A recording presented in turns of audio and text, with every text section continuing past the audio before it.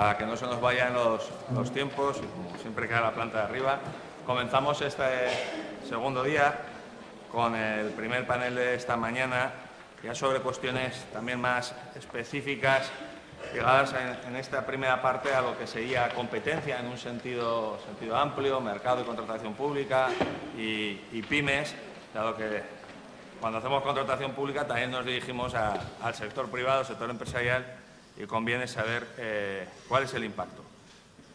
Presento a los dos ponentes que tengo. El tercero está viniendo en tren, no se nos ha perdido. Introduciremos.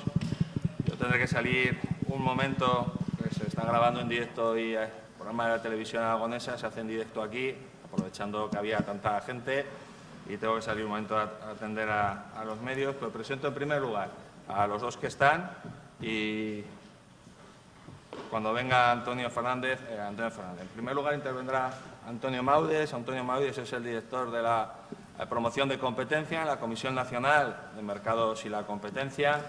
Desde que él llegó a la comisión, y eso que no lo he hablado con él, se produce un punto de inflexión, porque hasta ese momento la verdad es que creo que la Comisión Nacional de Mercados y Competencia, la contratación pública le parecía algo alejado de su ámbito de interés, de su ámbito competencial. Y desde que creo que está él, se produce un cambio, ese punto de inflexión donde la Comisión Nacional de Mercado y Competencia ve en la contratación pública un elemento muy importante. Quiero recordar el informe de 2012 sobre el tema de los encargos a los medios propios, informe que ha tenido en cuenta el abogado general Manolo Campo en las conclusiones de 27 de abril.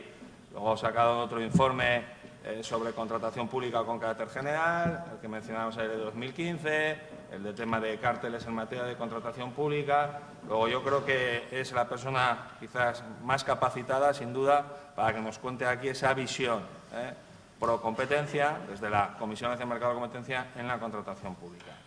Y a su lado tenemos también a Andrés Betancor. Andrés Betancor es catedrático de Derecho Administrativo en la Pompeu Fabra.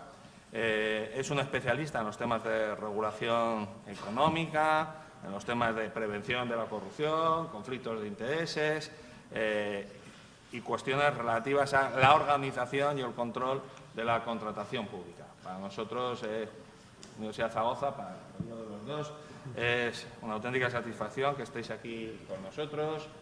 Os agradezco la disponibilidad para estar aquí y, aunque no lo he advertido, creo, todos los materiales que se están utilizando se colgarán en la página web del Observatorio. Como espero que en 15-20 días todos los vídeos estén editados para colgarse también en la página del Observatorio. ¿Sí?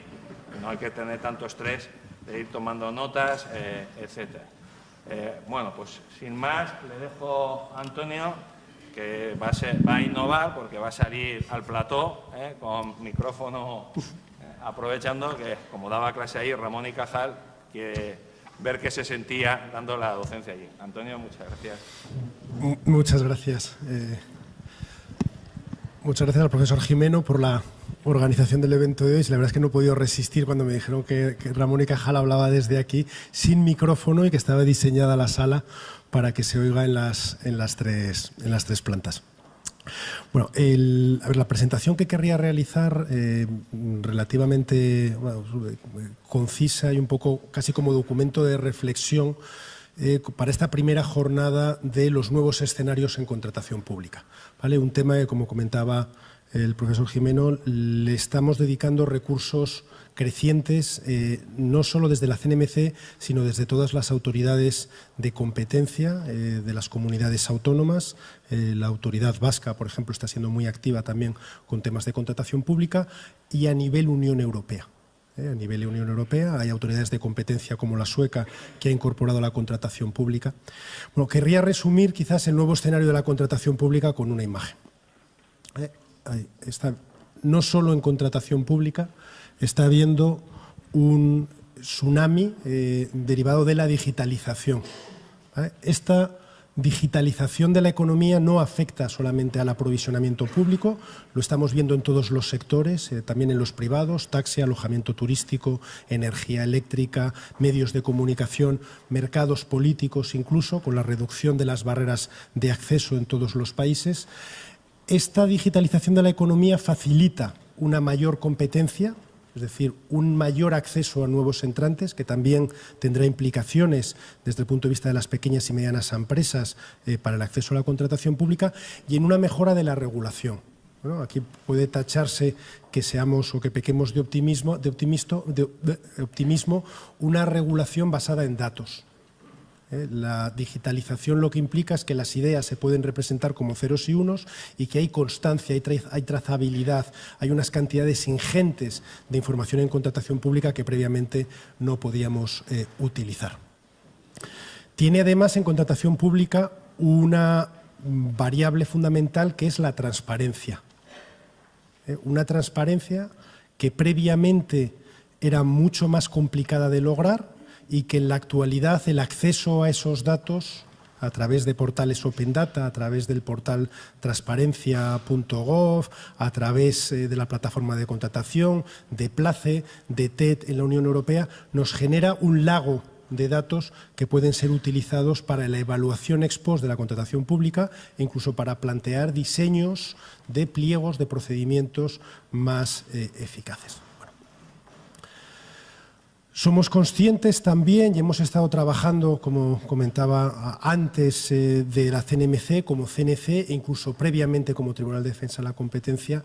Yo creo que somos muy conscientes que los que saben de contratación pública son los administrativistas, y que muchas veces el enfoque que se daba como autoridad de competencia parecía muy enfocado técnicamente como juristas en la aplicación de los artículos 101 y 102 del Tratado de Funcionamiento de la Unión Europea. Quizás uno de los cambios más importantes en los últimos años es que nos hemos dado cuenta que el vocabulario de los administrativistas y el económico del diseño eficiente de los pliegos es muy similar y que nos permite tener un vocabulario común, aprovisionamiento público es también contratación pública, encomiendas de gestión, convenios, la última frontera, temas del ámbito subjetivo, contratos menores, si es abierto y restringido, acuerdos marco, sistemas dinámicos de contratación que se van a empezar a realizar como pilotos, incumplimiento, modificados, etcétera, etcétera. Otros objetivos del nuevo paquete de contratación. Nos hemos quedado, es importante también quedarnos con la idea de la enorme importancia económica. Cuando como economistas hablamos de la importancia económica no nos referimos a un tema presupuestario exclusivamente. Es desde el punto de vista de la utilización eficiente de los recursos escasos, del presupuesto escaso que hay en los ayuntamientos, en las comunidades autónomas y en el resto de los 20.000 poderes adjudicatarios que hay en España. Se puede estimar en una cantidad análoga al 20% del PIB. No estoy diciendo que sea un componente del PIB, técnicamente no lo es, pero la cantidad de 200.000 millones de años al año que invierte España en todos los tipos de aprovisionamiento público representan ese 20% del PIB. Eficiencia económica. Hay más variables, pero nosotros como Autoridad de Competencia y Regulación Económica Eficiente nos centramos fundamentalmente en la eficiencia económica. En la sala me imagino que la mayor parte somos juristas, yo creo. ¿Economistas hay en la sala? ¿Sí? ¿Informáticos? ¿Ingenieros hay alguno? Vale.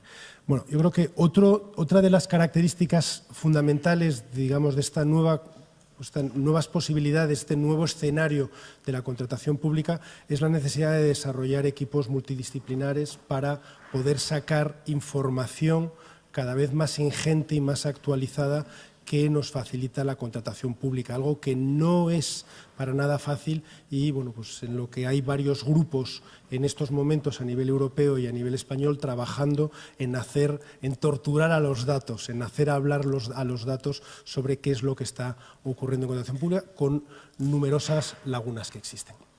Bueno, ¿cómo llegamos aquí? Como autoridad de competencia estoy hablando exclusivamente, no sabemos cómo ha sido el desarrollo de la normativa de contratación. Bueno, Como autoridades de competencia llegamos ahí a través de un análisis ex post, a través de la persecución del artículo 101, ¿vale? De la colusión de los acuerdos entre empresas perseguibles por el Tratado de Funcionamiento de la Unión Europea, que es, es una parte esencial del primer pilar del mercado interior, y de hecho DG GROW, la unidad competente de la Unión Europea, le va a dar una potencia adicional al mercado interior de contratación pública, y las directivas 24, 25 y 26 no están ahí de casualidad, ¿no? Hay una dirección de competencia, pero cuando empezamos a ver la contratación pública nos fuimos dando progresivamente cuenta que el tema era grave ex post, hay colusión, hay seguimiento, hay sanciones, pero que el problema previo era todavía mayor. En el sentido del diseño de los pliegos, la capacidad que tenían las empresas de acceder, las propias barreras que se pueden encontrar por la propia lotización, por las fechas de presentación, por los requisitos técnicos o económicos que se ponen en los pliegos, e incluso por la propia normativa. En ocasiones la normativa te obliga o te facilita el realizar un proceso de aprovisionamiento de cierta manera en la que se reduce la tensión competitiva. Para nosotros la tensión competitiva es fundamental cuando no hay fallo de mercado, porque es el sistema mejor inventado hasta la fecha por la humanidad para, si no hay fallo de mercado, a través del sistema de precios relativos, en este caso por un procedimiento competitivo, llevar a resultados socialmente, económicamente eficientes. Eficientes en el sentido de no puedes lograr más adicional con el dinero que estás asignando, la utilización eficiente de recursos escasos. Tenemos el Departamento de Promoción de la Competencia, que estamos enmarcados en lo que sería un organismo, CNMC, que tiene también una labor de regulación sectorial, además de autoridad de competencia. Fundamentos promoción. Se ve ahí la imagen, un poco, nos dedicamos a leer, nos dedicamos a analizar, a tener una función consultiva, a dar criterio. Somos la parte no sancionadora de la CNMC. Nuestra función es intentar convencer, dando argumentos en los informes, como luego veremos, pero somos conscientes que el protagonismo lo tienen los órganos proponentes, los que realizan los pliegos, los que tienen que seguir el procedimiento de contratación, los que pueden detectar cuando una presentación huele a colusión, o cuando tienen que mejorar o podrían mejorar los procedimientos para lograr un mejor resultado en ese procedimiento, en ese proceso de contratación. Somos también conscientes que entre la teoría y la práctica nos encontramos con muy escasos medios, el riesgo a las impugnaciones, la tendencia a intentar copiar pliegos previos que han pasado ya un procedimiento completo, el riesgo a lotizar, el riesgo a centralizar. Es decir, que la contratación pública mantiene en una era ya digital, en un nuevo escenario que nos permitiría ser mucho más rápidos y mucho más flexibles, mantiene todavía unos instrumentos que no han acabado de evolucionar a la velocidad que nos exige en otros sectores el tsunami que veíamos en la primera imagen. ¿Vale? Forma jurídica, obviamente, es decir, todo lo que está relacionado con la contratación pública tiene unas especificidades jurídicas muy complicadas, que al mismo tiempo en ocasiones pueden funcionar como barrera de acceso a otras empresas.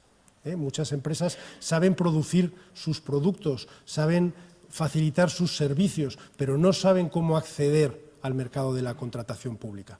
La propia normativa puede ser una barrera de acceso de las empresas a esta contratación. Tiene un fondo económico, es dinero público, los artículos que luego veremos de Constitución Española, del Tratado de Funcionamiento de la Unión Europea, que obligan a que haya un procedimiento eficiente, que haya una tensión competitiva en el aprovisionamiento público siempre que aquel sea posible. ¿Vale?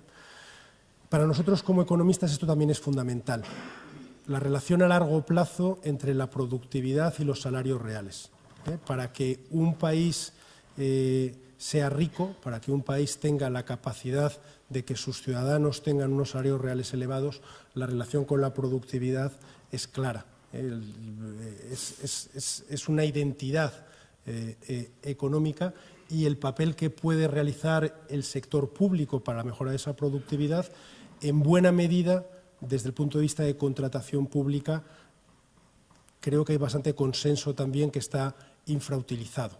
¿Hay alguien que considere que tenemos optimizada la contratación pública en estos momentos? No ya digo en España, sino a nivel europeo. Pues posiblemente no. Es decir, está claro, y es un tema también de medios de comunicación, pero no solo, a nivel también de academia, que esto se puede realizar. Bueno, estas son nuestras dos perchas jurídicas, no solo, hay un cuerpo doctrinal impresionante detrás de lo que es contratación pública, y no solamente la parte de normas jurídicas, sino a nivel jurisprudencial, enorme respecto a cuáles son los precedentes que se puede realizar en un determinado tiempo, ¿no? Pero nosotros tenemos dos perchas. Es el artículo 38 de la Constitución española, es decir, la libertad de empresa como principio en el que, si lo quieres restringir, tienes que motivar en un fallo de mercado, en una razón imperiosa de interés general, por la cual es mejor para el interés general no permitir el acceso a ciertas empresas, pero la prueba está a favor de ese acceso, de esa libertad económica, libertad de elección, y el artículo 119 del Tratado de Funcionamiento de la Unión Europea. El pilar fundamental de la construcción europea, desde el año 57, es la creación de ese mercado interior, que sería el centro de la nuez a partir del cual se van incorporando las capas adicionales sociales, de investigación y desarrollo, de infraestructuras, fondo de cohesión, cualquier otra que se quiera realizar. ¿Vale? Yendo ya directamente a qué hemos estado haciendo entonces durante estos años como Autoridad de Competencia y Regulación. Bueno, en primer lugar, una función consultiva más global. Hacemos guías, hacemos informes. Por ejemplo, en el año 2011, la guía de contratación y competencia. Esto fue en el periodo de la antigua CNC. El actual director general de la ordenación del juego, Juan Espinosa, tuvo un enorme protagonismo en la elaboración de esta guía, los consejeros de la antigua CNC, personal de su unidad, en la que todavía estábamos más enfocados como autoridad de competencia a facilitar a los órganos contratantes, a los órganos, cualquier tipo de órgano administrativo que tuviese que realizase unos pliegos, la detección de posibles indicios de colusión para ponerlo en conocimiento de la autoridad de competencia. Está muy enfocada en evitar que las empresas se concerten de forma previa a la licitación, pero también hay una parte ya cada vez más clara del desarrollo previo, cómo diseñar unos pliegos para facilitar el acceso de todas aquellas empresas que están capacitadas a priori para cubrir las necesidades de aprovisionamiento del sector público. Es una lectura, yo creo que muy interesante desde el punto de vista de qué problemas hay que evitar para, pues tanto cosas tan sencillas como si puedes realizarlo informáticamente, no lo hagas de forma presencial, no obligues a que se presenten los pliegos a mediados de agosto o en Navidades, no introduzcas restricciones adicionales, por ejemplo, de certificaciones que no van a poder lograr las empresas, no hagas una aplicación que exija que tengas un arraigo local si el servicio se puede dar exactamente igual a distancia. Bueno, pues todas esas restricciones que sistemáticamente pueden ser además impugnadas vía otros licitadores o incluso vía autoridades de competencia con instrumentos que luego veremos brevemente. En el año 2013, viendo contratación pública, entramos también en encomiendas de gestión. La encomienda de gestión es una figura administrativa totalmente correcta, cuyo peligro siempre es la utilización que se puede hacer, ya que una encomienda directamente no existe competencia, es una adjudicación directa a un medio propio, ¿vale? Y una serie de recomendaciones con esta materia.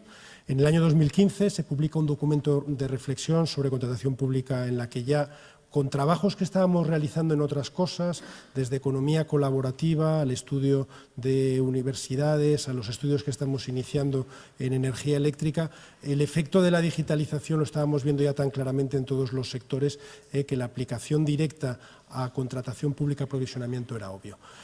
Y por último, lo que considero que es la enorme oportunidad que tenemos como generación, en este caso, que es la transposición a España de las directivas 24, 25 y 26. Con todos los problemas que vienen de origen, son directivas, no son reglamentos, eso son buenas noticias, se pueden mejorar. No es obligatorio todo lo que viene en la directiva. Hay muchas cosas que, bueno, hay 28 países, o sea, hay medios propios que tienen capital privado en el Reino Unido. Bueno, el Reino Unido ya no va a ser un negociador respecto a las directivas, pero que una directiva no impone a España que tenga que, bueno, pues cuando se detecten defectos en esas directivas se podrán mejorar. Otras funciones consultivas, ya a nivel más de detalle, claro, todo esto está muy bien a un nivel abstracto, pero ahora descendiendo al terreno en cada uno de los sectores donde hay contratación pública. No sé si recuerdan el gráfico en el que había piezas como de colores muy distintos en la barca en la segunda diapositiva. Bueno, la contratación pública es extremadamente variada y de eso también somos conscientes. Hay productos homogéneos, hay tanto una fragata como la adquisición de vestuario, como los consumibles, como sistema antiincendios, todo ello puede ser sujeto a un proceso de aprovisionamiento público. Uno de los primeros trabajos también que se realizaron en contratación pública tenía que ver con concesiones de carretera, de viaje de autobuses por carretera, un sector en el que todavía estamos implicados y en el que muestra cómo la contratación pública tiene efectos directos sobre el bienestar de los consumidores y usuarios. Hay veces que cuesta recordarlo cuando uno está enmarcado en unos pliegos técnicos o en pliegos de condiciones, pero, por ejemplo, en España hay más de 99 concesiones a nivel de Administración General del Estado para rutas de autobuses que se dan durante un periodo que antes era de 25 años, en la actualidad va a ser de 10, y que evita cualquier tipo de competencia durante el periodo de la concesión a una compañía explícita que ha ganado en una competencia por el mercado en lugar de una competencia en el mercado.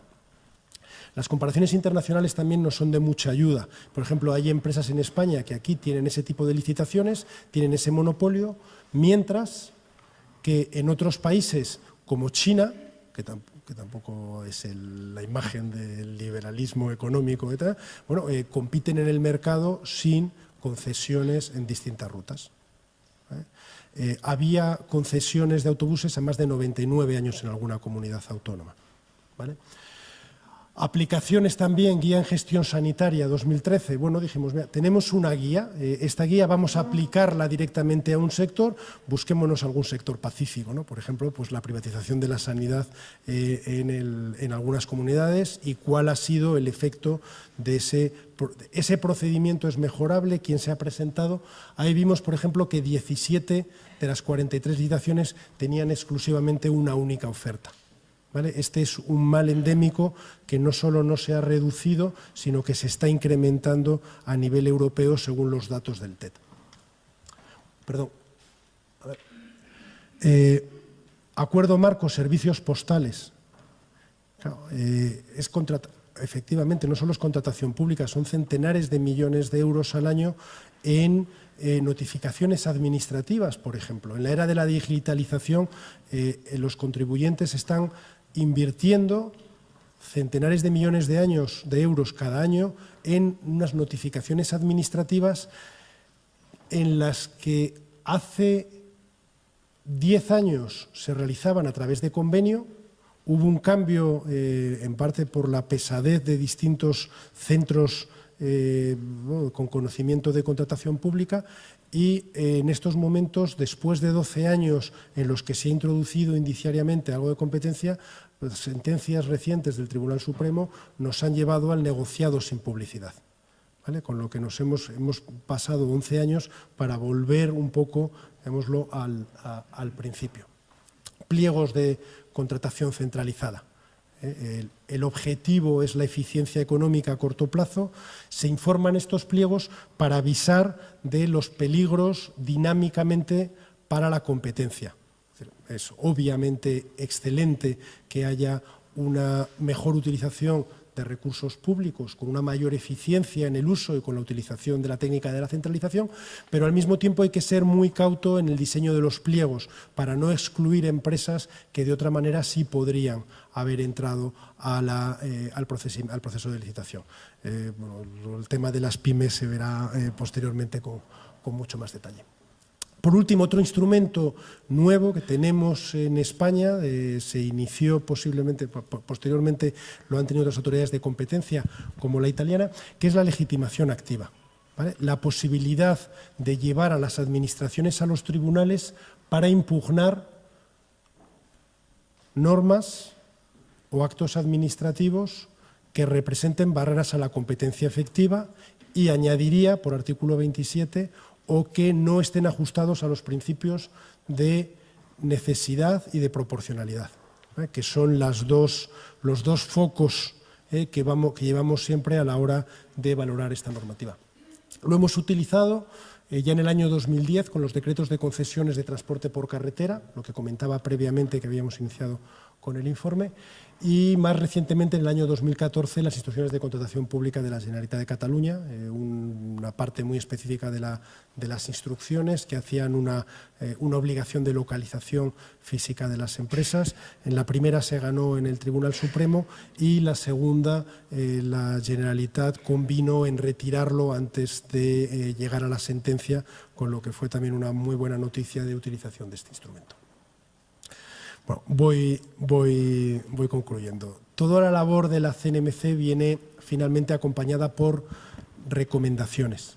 Recomendaciones desde el punto de vista de replanteamiento de la normativa de contratación pública, desde el punto de vista también de las mejoras relacionadas con el factor humano. Muchas veces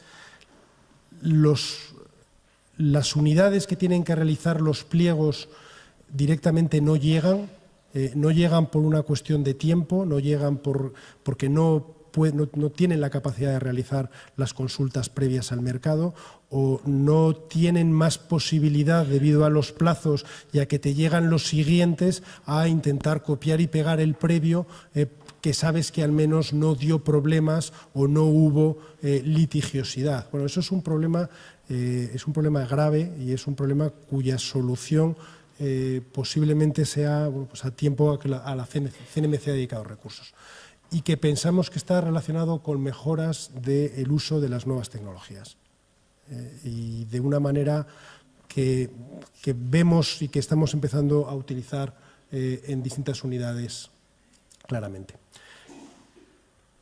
La gran pregunta: ¿el nuevo escenario es una oportunidad única? Pensamos que sí. La digitalización ha cambiado el marco en el que se puede desarrollar. Tenemos la ley también de reutilización de datos públicos, las leyes 39 y 40 del procedimiento administrativo, la ley de garantía de unidad de mercado, la propia transposición de las directivas. Esa digitalización nos trae instrumentos cada vez más potentes. Las palabras Big Data y Open Data, de tanto utilizarlo, parece que se van a acabar erosionando, pero realmente se puede, y no solo realmente se puede, sino, por ejemplo, tenemos un proyecto beta en estos momentos en la CNMC en la que hemos descargado la totalidad de Place y de la plataforma de contratación. Tenemos también descargada la totalidad de los pliegos.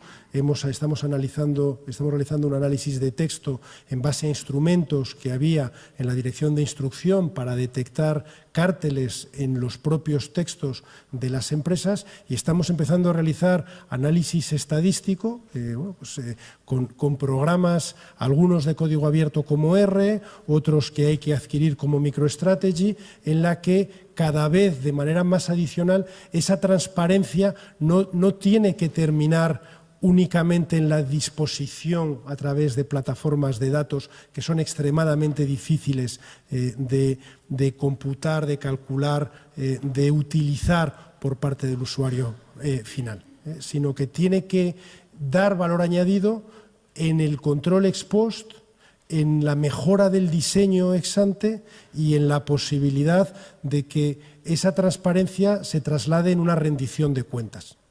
Porque al final la transparencia sin efectos prácticos lleva un poco a la sensación de, bueno, pues sí, efectivamente lo sabíamos todos, que solamente se presenta un licitador, pero ¿qué se puede hacer? O ya hemos visto que solamente, o que hay muchas que se presentan en junio, etcétera, etcétera. Transparencia, como digo, tiene que llevar a rendición de cuentas. Hay conciencia social,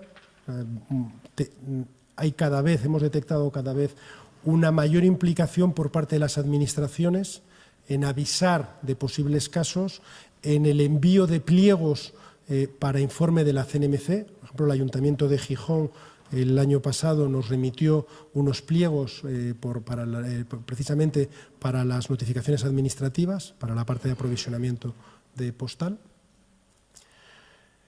Consenso jurídico doctrinal, bueno, esto es discutible como todo lo que es consenso doctrinal, pero viendo muchos otros campos del derecho, yo creo que probablemente los administrativistas en estos momentos tienen relativamente más claro que el resto de las ramas o de muchas otras ramas del saber jurídico cuál es el camino correcto de la contratación pública, del aprovisionamiento público. Cómo el diseño de sistemas eficientes forma parte esencial del desarrollo de los administrativistas. Multidisciplinar, avances en la microeconomía. No es casual que el economista jefe de Google sea Hal Varian. La capacidad, es uno de los microeconomistas más conocidos posiblemente de la última generación. La capacidad que nos da de hacer un seguimiento como sector público de estos mercados artificiales, que es la contratación pública, si lo pensamos bien, son contratos en los que estamos diseñando la oferta, en las que tenemos los datos de precios, de retiradas de licitadores, de momentos de presentación, de quienes estaban en la mesa de contratación.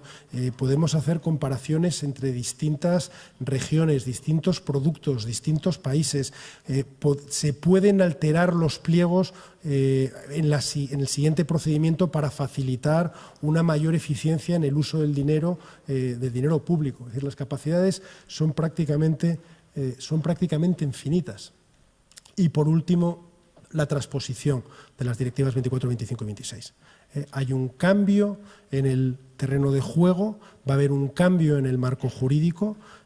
La batalla en el Congreso, que es donde se libran estas batallas, está siendo y va a ser tremenda. Se va a intentar, vía enmiendas, pues volver a las instrucciones específicas de las empresas públicas, se va a intentar ampliar los límites de los modificados, se va a intentar mantener los contratos menores. Hay unas disposiciones adicionales de la ley antigua que te permiten contratos menores muy superiores a las cifras de 60.000, por lo tanto, por lo menos en lo que es bases de datos y bueno, pues toda esta mejora de la posible normativa. Las directivas comunitarias no nos obligan a hacer un copia-pega de la directiva, sino que nos permiten mejorarla. Estamos en la encrucijada y parece pues que va a ser difícil, ¿no?, el que haya un cambio en el sistema de aprovisionamiento público. Puede parecerlo. Ahí me gustaría recordar, ya para terminar, pues que hace prácticamente 40 años en España no había IRPF. Y que en estos momentos, el 11 de septiembre del 79 se publica la ley del IRPF.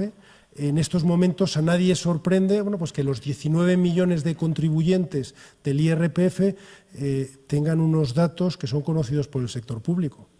Hasta el tipo de uniforme o no que se deduce en las familias para los niños en el colegio. Lo que es sorprendente es que, estando esto en el lado de los ingresos, por el lado de los gastos, que teniendo déficit pues son cuantitativamente mayores, no tengamos unos sistemas de información similares que nos permitan de una manera rápida decir, oiga, ¿cuál ha sido el efecto de este proceso de contratación? ¿O qué es mejor, un abierto negociado, un abierto sin publicidad? ¿Cuáles son los efectos estadísticos de eso? Etcétera.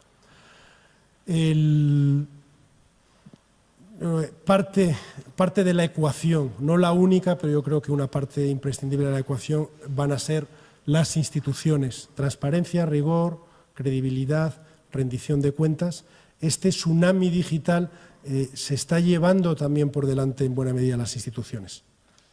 No estamos adaptados en buena medida todavía a esa transparencia voluntaria, a esa transparencia obligatoria por ley e incluso esa transparencia involuntaria que existe muy a menudo con la nueva digitalización.